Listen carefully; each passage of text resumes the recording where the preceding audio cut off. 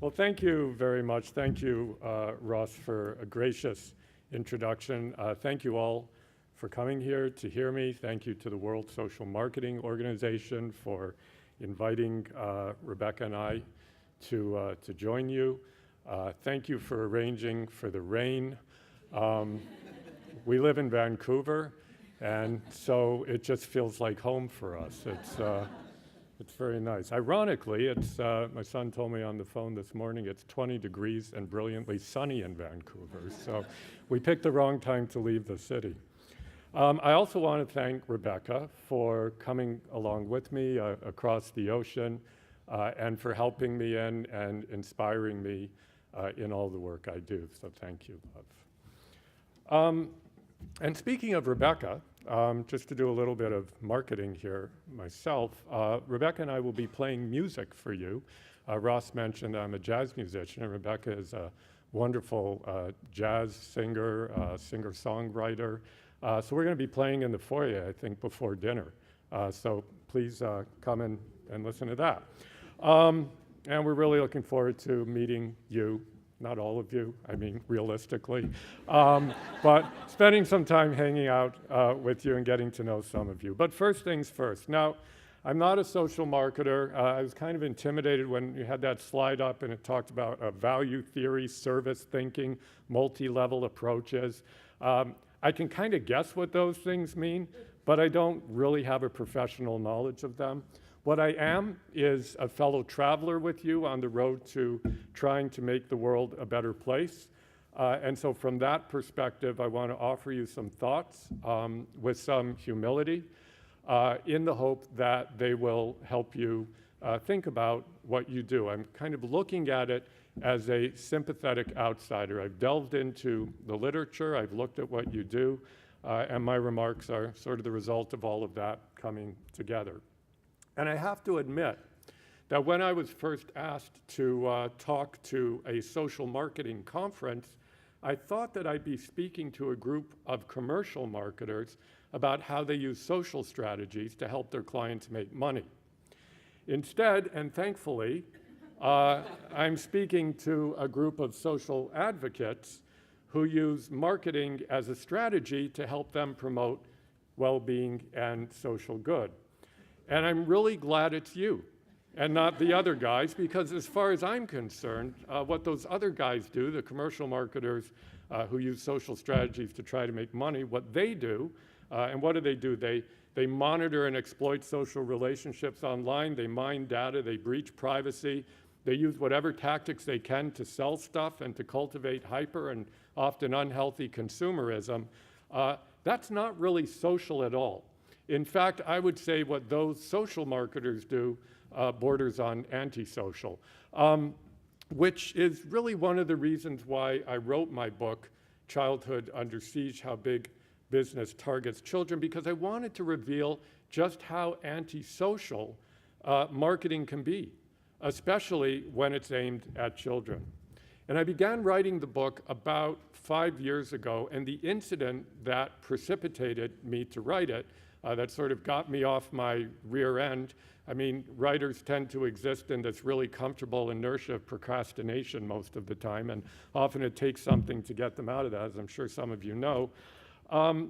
The event was, I'd noticed that my teenage son and his friends were kind of intensely congregating around the computer in the house, and I really wanted to know what they were up to. So I asked my son, I said, what do you guys do when you're on the computer, for 12 hours at a time? And he said, oh, Dad, there's this really cool site. And he was around 12 then. He said, there's this really cool site.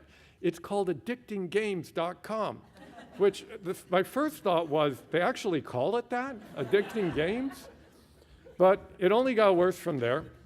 I went to the site, and they have on the side sort of most popular games. So I thought, okay, well, I'll look at the most popular games. And there was a game called Boneless Girl, and it has players smash an animated, apparently unconscious, semi-naked woman against various sized spherical objects.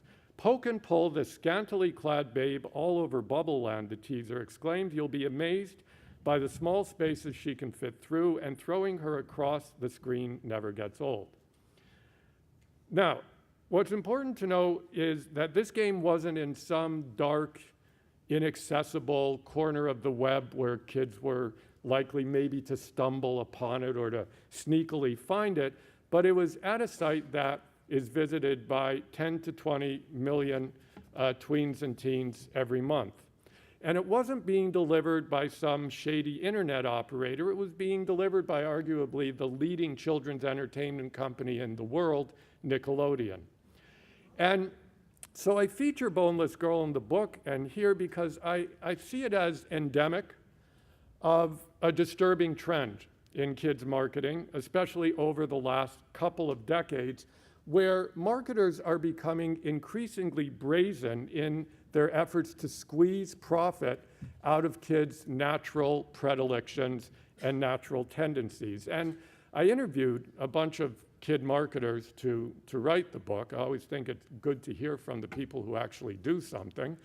And they were very candid about this. You know, I said, what's your job? They said their job, and they said it in no uncertain terms, our job is to uncover and then manipulate kids' emotional hot buttons and desires to get them to buy the things that our clients want to sell them.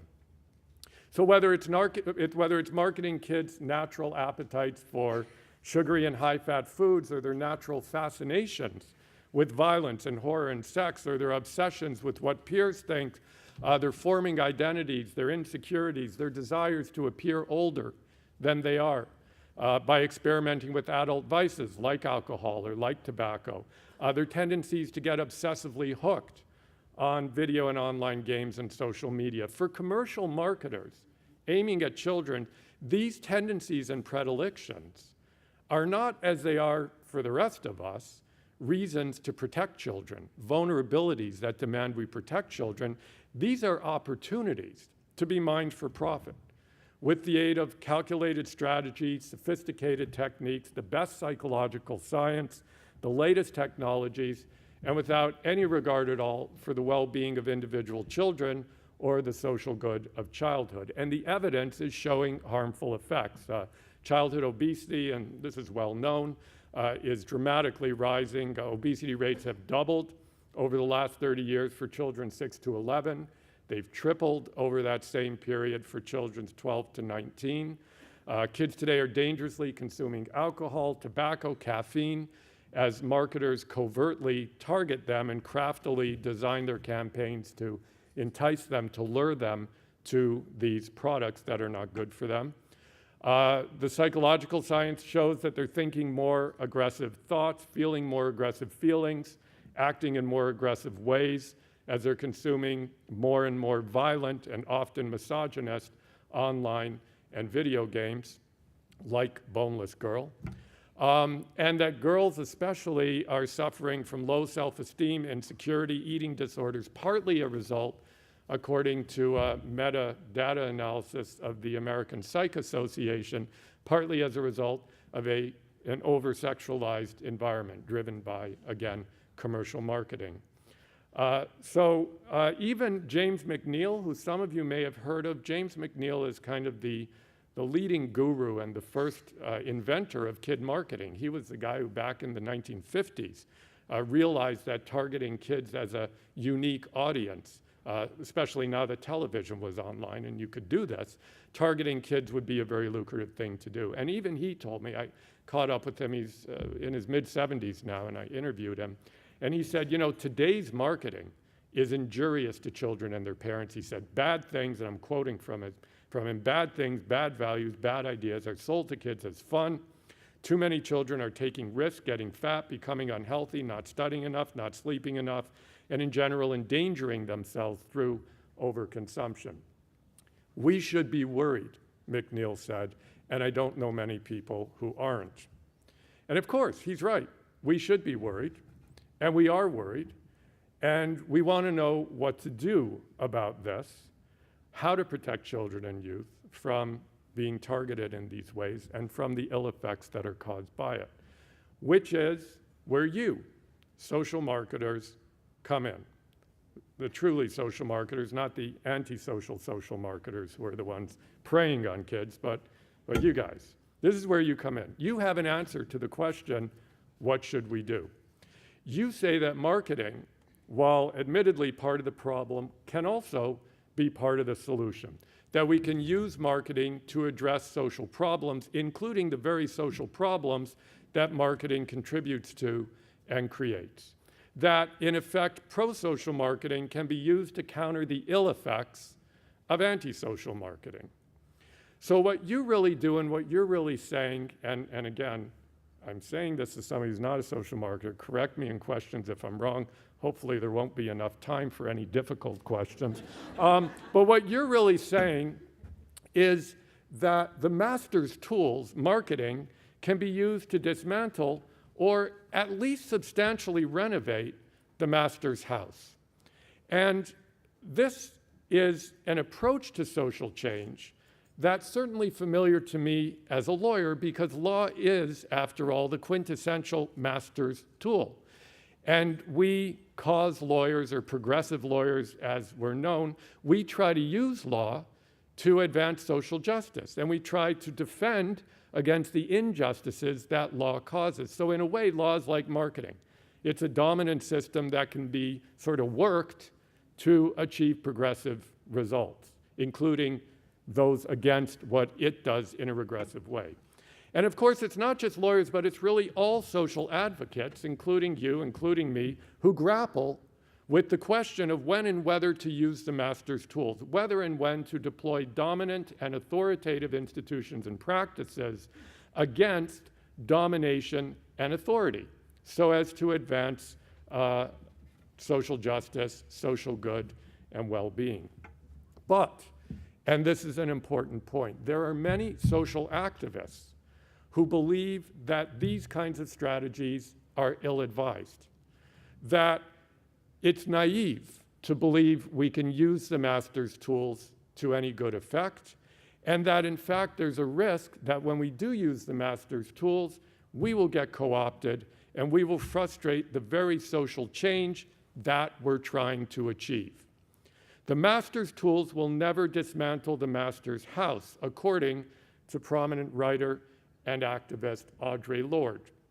They may, she says, they may allow us to temporarily beat the master at his own game, but they will never enable us to bring about genuine social change.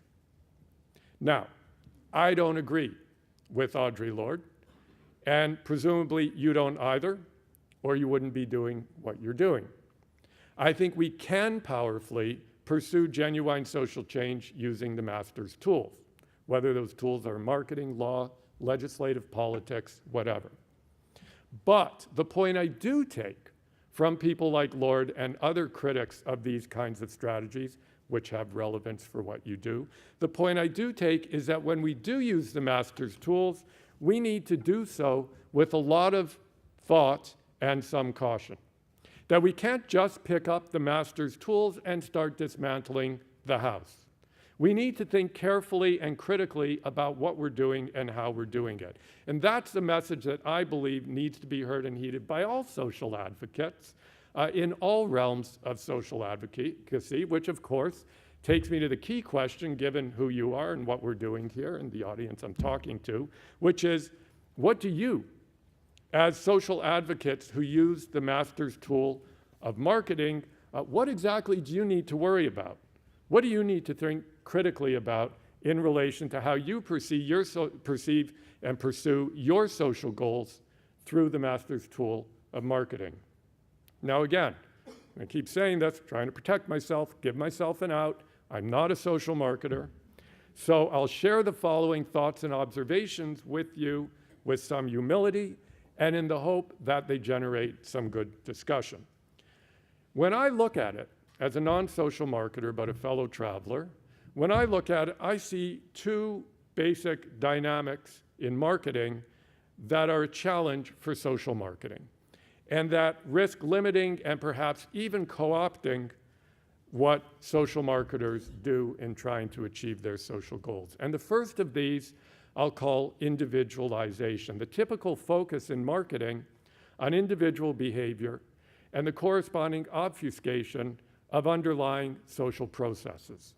Corporations and their marketers, not you, but corporations and their marketers are notorious these days for focusing on individual behavior and choice in ways that, and designed to, strategically divert blame from themselves for social harms that they and their products cause and contribute to. Food and beverage companies campaign to promote physical activity and healthy dietary choice as the solutions to obesity, while they simultaneously sidestep responsibility for products and marketing practices that are fueling obesity.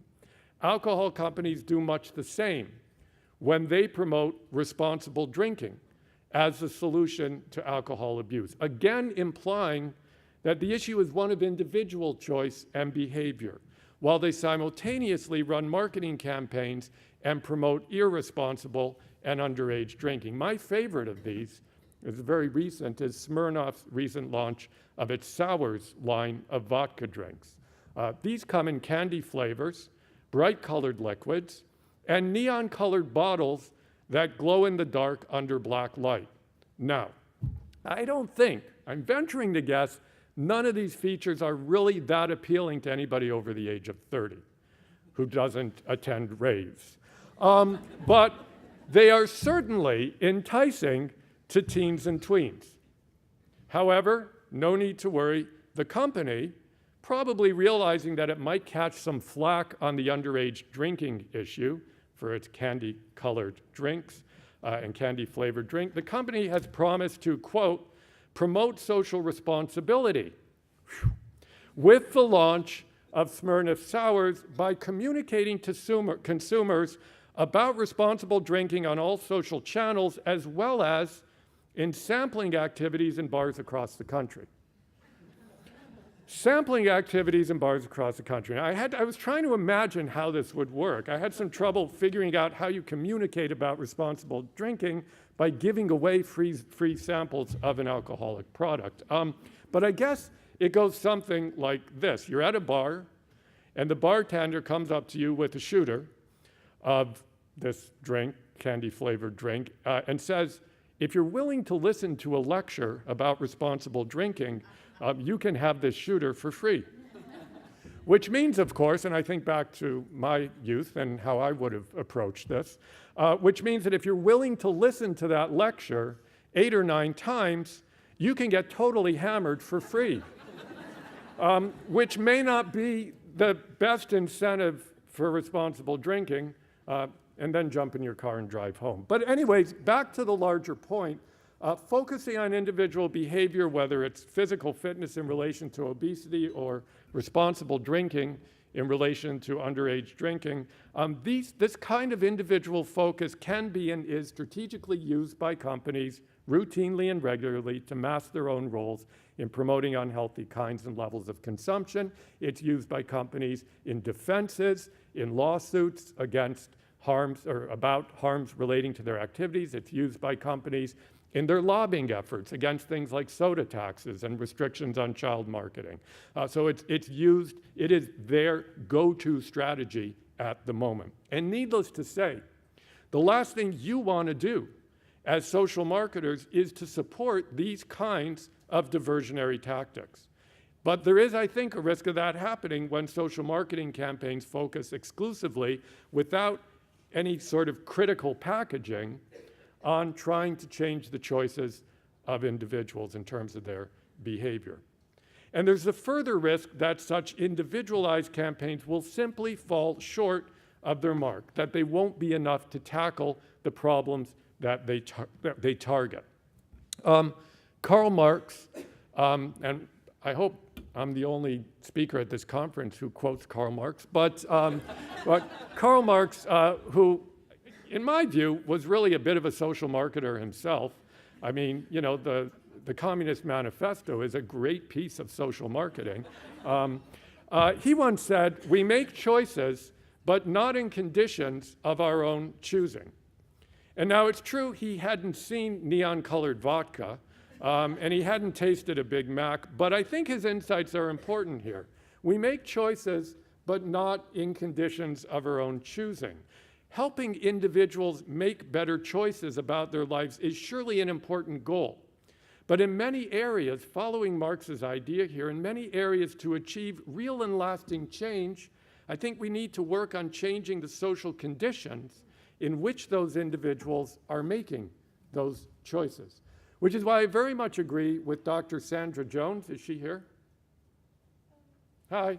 I very much agree with you, who's the co-chair of this conference, that if we are, she says, quote, if we are to address the problem of underage drinking, and I would add that this really applies to all other social ills as well. If we are to address the problem of underage drinking, she says, our focus needs to move beyond eliciting behavior change among children and adolescents to changing underlying community attitudes, social norms, and the environment itself.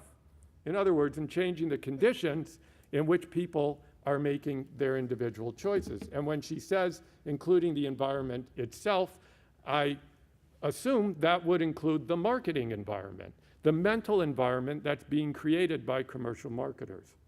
Now, none of this means campaigns to positively influence individual choice and behavior should necessarily be avoided or abandoned. It doesn't mean they necessarily will have co-opting or limiting effects, but what it does mean is that we need to take care and be critical in our thinking when we're formulating and running these campaigns, that we, well, really you, not me, need to proactively explore what possibilities exist for going beyond individual behavior, for contextualizing individual behavior and choice when we're designing these kinds of campaigns.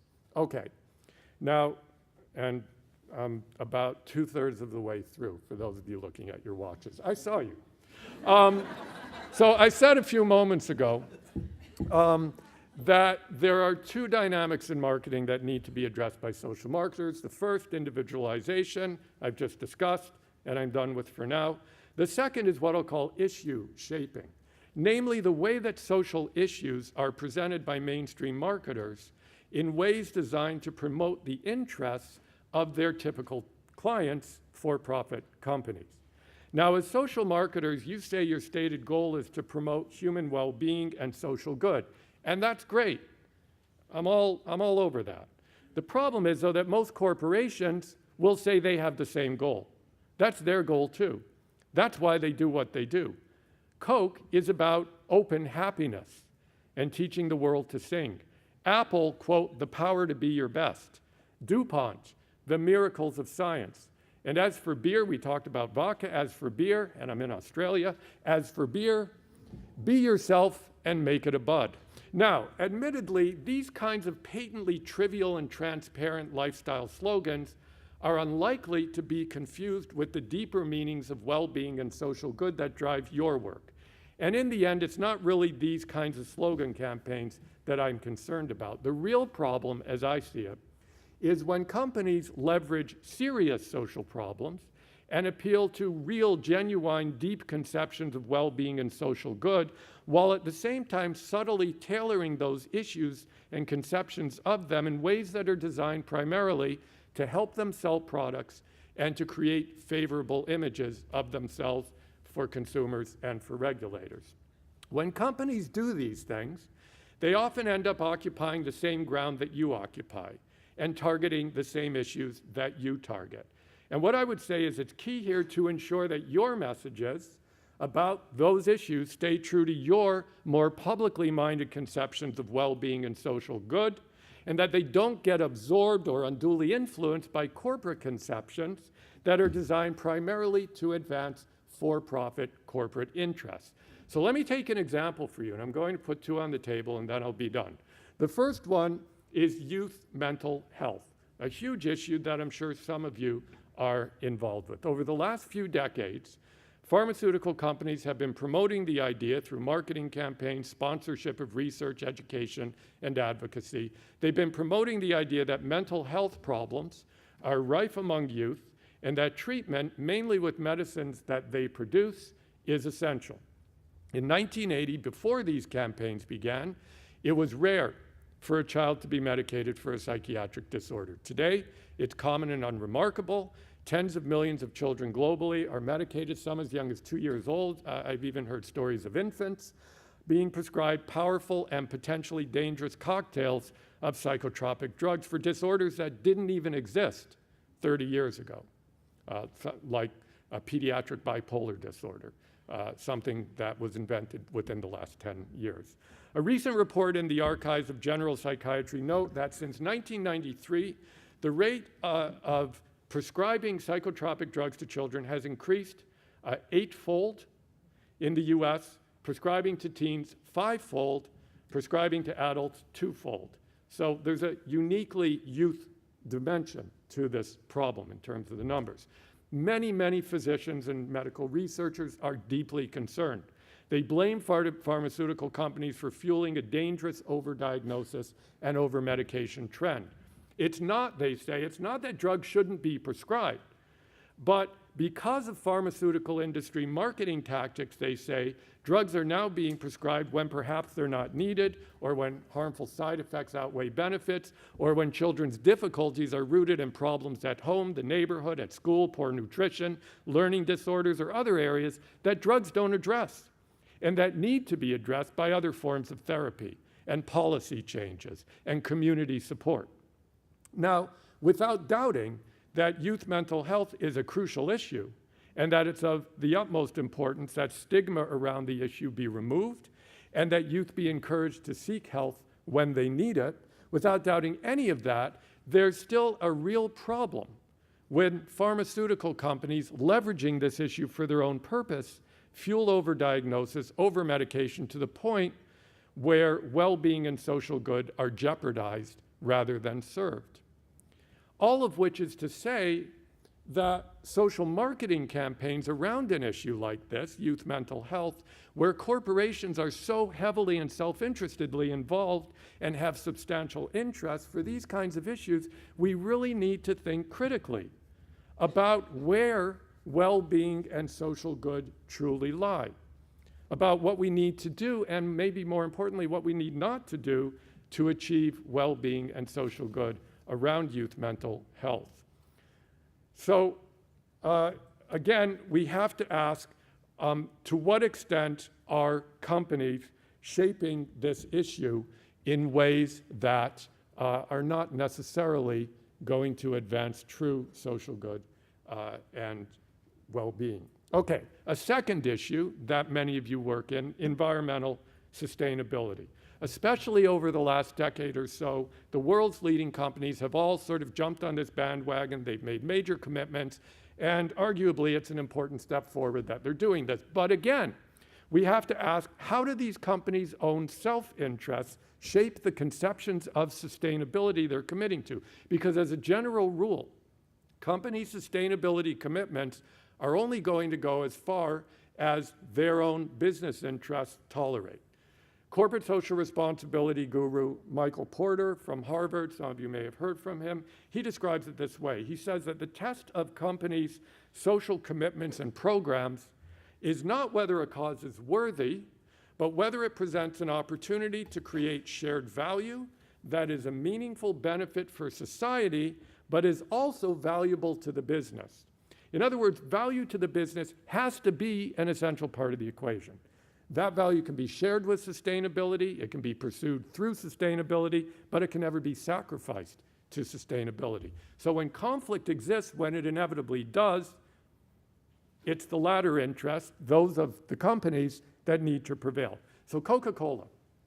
Coca-Cola is trumpeting the fact that it's using renewable, recyclable, plant-based plastics to make their bottles. And thus they're reducing reliance on petrochemicals and unrecyclable waste. But don't expect the company, in the name of sustainability, to stop producing bottled water altogether, to suddenly embrace the widely held view among many activists in this area, as Luke Upchurch of Consumers International states, that, quote, bottled water represents the very antithesis of what sustainability means. Shell Oil signs on to the trillion-ton communique, the self-proclaimed, quote, progressive business voice on climate change. But don't expect Shell to voluntarily, out of concern for sustainability, stop operations in Canada's tar sands or withdraw support for the Keystone Pipeline or stop hydraulic fracturing, all of which are implicitly condoned by the trillion-ton communique, but explicitly condemned by many climate change activists. British American Tobacco, the sort of true bad guys in the corporate world. To take a final example, BAT trumpets its sustainability initiatives, if you can believe it, like reduced risk products, like promoting biodiversity around tobacco fields.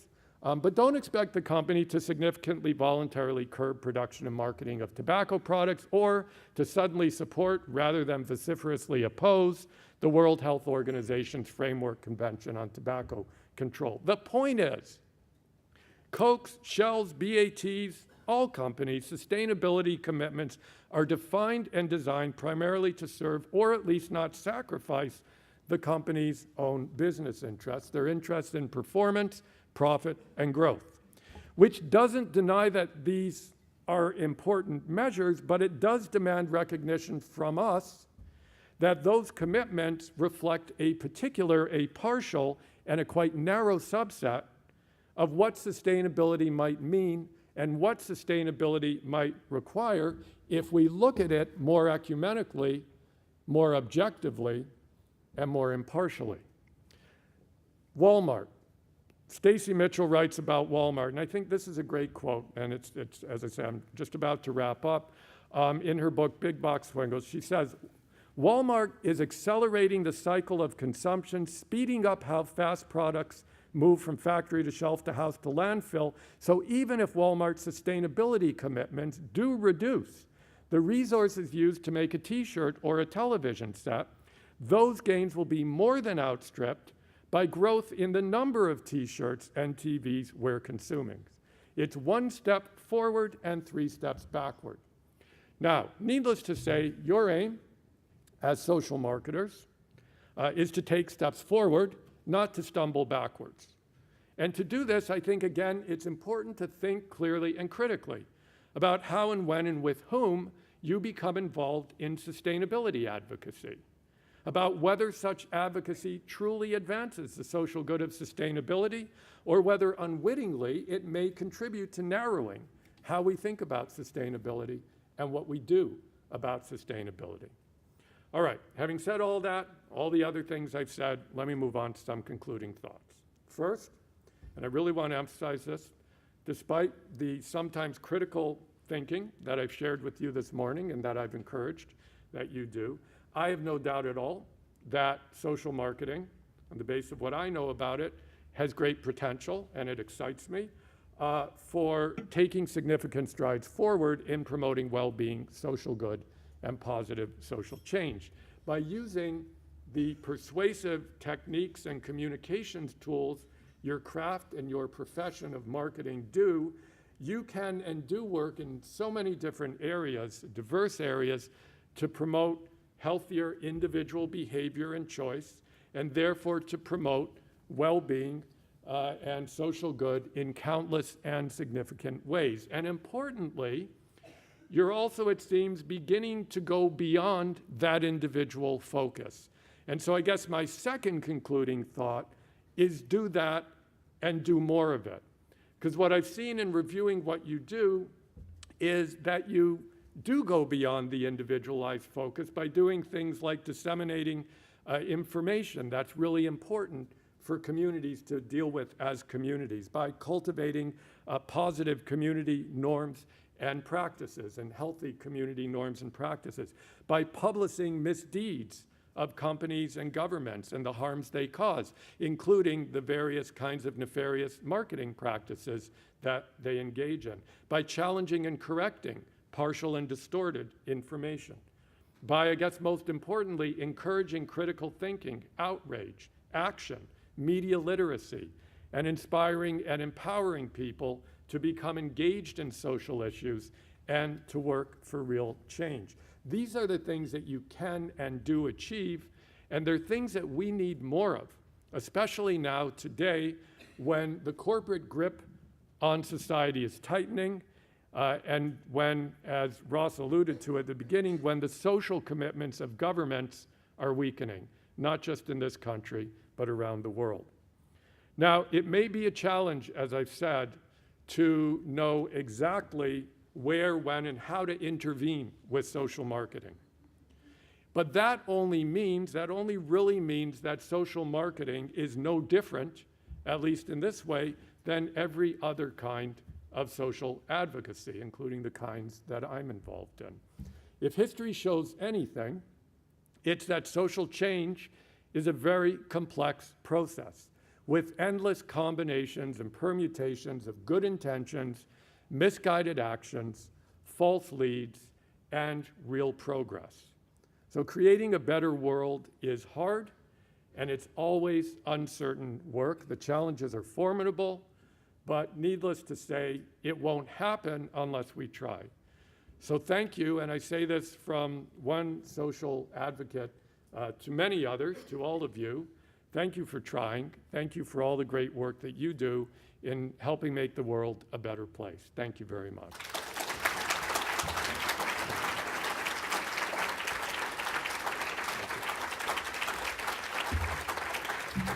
So I think, thanks to Joe for a really thought-inspiring presentation this morning. I think we've got time for a few questions. We've got 5 minutes until the Ashfaq's speaking. So if anyone's got any questions in the audience, put your hand up.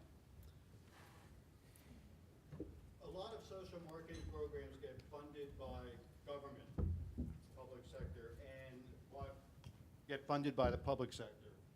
And while I agree with you completely about the need to go beyond the individual, ideas about how that new tension is created when you've got the public sector and the private sector and the social marketers trying to sort out how we move forward and not backward.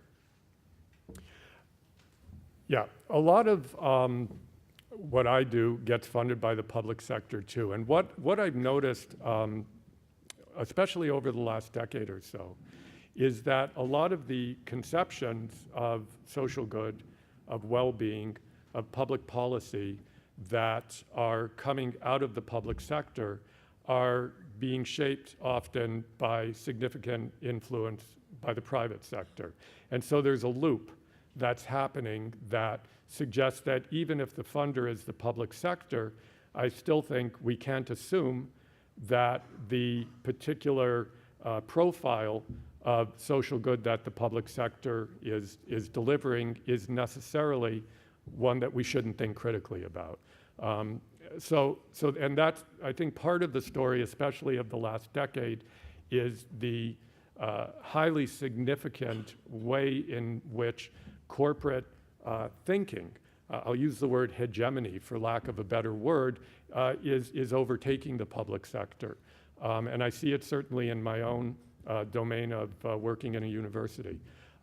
You can see it in almost any profession you look at, law, accounting, journalism, all of these kind of publicly oriented professions. You can see it in public schooling, where all of a sudden the purpose of public schooling isn't to teach children to be good citizens by being critical thinkers, but it's to teach them, to train them to be workers in the global economy. So I think part of our story is the shift even within the public sector towards a private mentality, and then how that works vis-a-vis social marketing, I think is something people need to keep their eyes open about. Thanks. Got time for one more question? Yeah. Often with conservative governments and conservative ideologies, we're encouraged to form public-private partnerships and to work more and more in what are alleged to be common goals. Outside of the private sector, it's the small private sector that might be called social enterprises. For the rest, are there any examples that you can think of, because I'm fairly pessimistic about working with the mega corporates towards social goals, that you can share with us that might be a more positive message? No. Thank you. And the reason I say that, I'm not suggesting that there aren't companies out there doing good. But in terms of the examples that I provided, for example, when Shell commits to sustainability around climate change, or when Nike commits to this or that, the problem is, and this is the problem that I've been developing in all my work, starting with my book and film, The Corporation, the problem is, and I come at this as a lawyer, the problem isn't that evil people run these companies. They tend to be as good as anybody else, but the problem is the institutional structure, the legal structure of the corporation.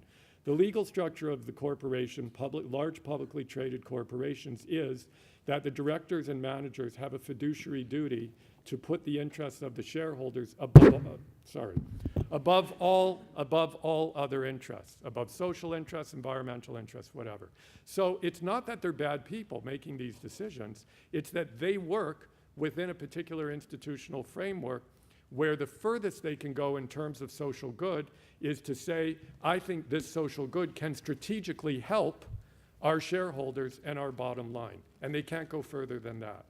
And so to some extent, corporate social responsibility, I think, is highly misleading, because a corporation can't actually be socially responsible as an end in itself. It can only be socially responsible as a strategic end towards its own private interests. So where that takes me in terms of your question is not that we should be pessimistic and cynical and give up, that we should simply be realistic about what a corporation can and does do, that we should not befall, or that we shouldn't succumb to the pretty images that are on our television and computer screens about social responsibility, and that therefore we should demand of our governments that they act appropriately, that they regulate corporations rather than trusting corporations to self-regulate, that they run public services rather than handing them over to corporations. I think we're living in a time where the greatest danger is a misconception